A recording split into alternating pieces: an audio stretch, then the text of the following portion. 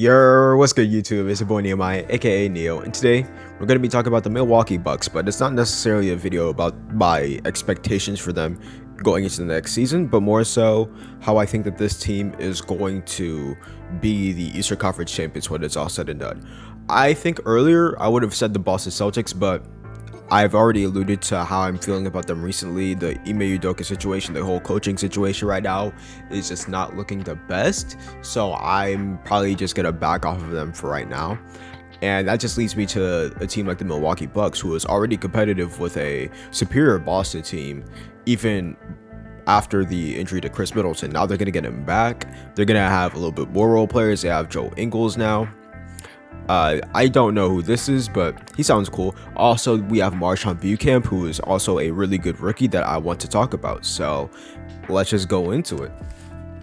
So I'm probably just going to talk about the roster as a, well, not really the roster as a whole, but like more so a specific players that I want to talk about. I think that I already covered the Milwaukee Bucks already as a preview to their season, but I want to talk about more so how I think that these guys will live up to their expectations. I think that a guy like Chris Middleton or Jrue Holiday could be all-stars this season, but I think I've already talked about them in their last video, so I want to go more into how I think players like Jevon Carter, a player like Joe Ingles, a player like MarJon Beauchamp could really affect this team. I've already talked about MarJon, and I think that he does provide a lot of value to this team. He's a really good defender, really great defender, honestly, for a incoming rookie. I think that he could really just benefit from a little bit more experience, a little more guidance under his belt from Giannis Antetokounmpo, Brook Lopez, those type of guys. And I want to see how he looks in the court, let's say 80 games in. I want to see how good he's looking in the playoffs. I expect him to get playoff minutes, because when we look at the roster right now, they don't have really big forwards. They have a guy like Thanasis, but I don't think he's going to be playing forward that much. Joe Ingles is another forward, but we're going to get into why I don't think that he's going to be playing the forward that much. They have a guy like Serge Ibaka, but he's probably going to not play that much because their best player is a power forward / center combo. And guess who's also a power forward / center combo? Yeah, they also have a guy like Brook Lopez, so I think they're... Oh yeah, and Bobby Portis. I'm probably gonna pull a Bobby Portis too, and Wes. Alright. So I think that this team has a depth chart that's kind of underrated. I think that the problem with this team though is, again, the shooting in the playoffs. So these are all the notable guys that I want to talk about, or that I'm probably gonna skim over. But back to MarJon. MarJon does have a shooting capability that we may understand later on that could honestly benefit this team. I think that MarJon's shooting is going to be a detriment, or is going to be a benefit or a detriment to this team. When you look at a team built around Giannis Antetokounmpo, you need a guy who could shoot. Yeah, you could have the best defenders out there, but as we've seen in the Boston series, there are just too many games where they fell flat in the fourth quarter, and or they just didn't do enough on the offensive end to actually triumphant, or to be triumphant. So I think that MarJon is definitely going to be the right step towards what the Bucks really want, a younger team that's able to compete for a while. But again, MarJon is just going to be a small forward who's going to take a lot of the moments. Again, when we talk about this team, they have a guy like Jrue Holiday and Chris Middleton. These guys are definitely not on the bigger side, but they're still a guy who's pretty much a point guard and a shooting guard. I would say that Chris Middleton's still more of a small forward, but he still does play a shooting guard from here and there. And when we have a guy like Grayson Allen, you don't really want to run Grayson Allen and Pat on the same floor, especially because you just get way too small, which is another problem with the Milwaukee Bucks. When they go really, really small, they don't really have the players to really take advantage of that, unless if it's Giannis at the 5, a really good power forward, then 3 small players, and that could work. But I think that we still need to understand that this team probably just needs as much size as they can get. I think that their best lineup was definitely with a lot of size last year, at least against Boston. So I'm expecting a lot of MarJon, especially because he's a really good defender. Well, we look at all the other players except for Jevon Carter. Jevon Carter is an exception. These guys aren't like the key defenders that you really want. Wesley Matthews is all right, but Yeah, that shit is loud. Hold on. Sorry about that. Audio was kind of bugging, but so we just got done talking about Marshawn Buchanan. Lips are going crazy right now, but a guy like Joe Ingles. Let's just talk about the role players a little bit more. I want to talk about Giannis Antetokounmpo last because I've already talked about him a lot in the last couple of videos. So, Joe Ingles, what we're looking for Joe is shooting. Shooting. It's literally just shooting. We look at his playoff numbers. We just need this. We need 2018 Joe Ingles. We need maybe even 2021 Joe Ingles. That's also a really good pick. We don't really need, don't do that. We don't really need a guy. Oh, by the way, I'm a Bucks fan. So that's the reason why I say we sometimes. But again, this team is independent for me. I don't really support the organization super heavy. But again, they have a guy like Giannis Antetokounmpo, my favorite player. So I just root for him. But going back, a guy like Joe Ingles needs to provide consistent shooting. I don't want to pull up Jordan Nwora. I think he's going to get traded. But Joe Ingles is definitely a guy who just needs to be out there shooting well. Again, a guy like Giannis Antetokounmpo just needs a guy who's able to space the floor, because when we look at the Boston series, when they were able to guard him just 1-on-1, 2-on-1, that just doesn't create enough separation between him and a guy who's open. Which is why in the first game they kind of just took over, because even though they were trying to overhelp, that just led to really heavy, really open shots for the other people. So I think that's what we want to see. Jevon Carter. Now this is a Bud situation.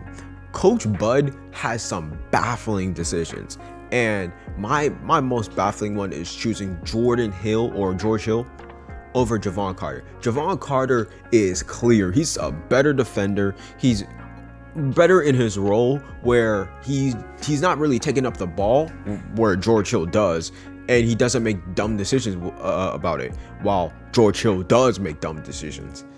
I'm sorry, I'm getting passionate about this, bro, but like George Hill just needs to get up off this roster, bro. I'm sick of him. Jevon Carter, though, I think that Jevon Carter really just does benefit from being a solid enough shooter to where he doesn't necessarily need to take the most. You know, he's only taking 0.6 a game. That's all he really needs. He just needs to be out there just defending really well. He's out there defending, being an alright shot creator, and just doing what he needs to do next to Giannis. That's all he really needs to do. That's all I really want him to do.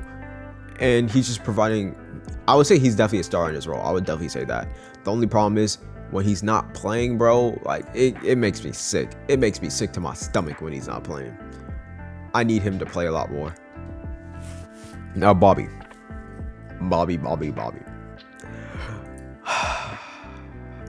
The playoff drop is crazy. The playoff drop is nuts.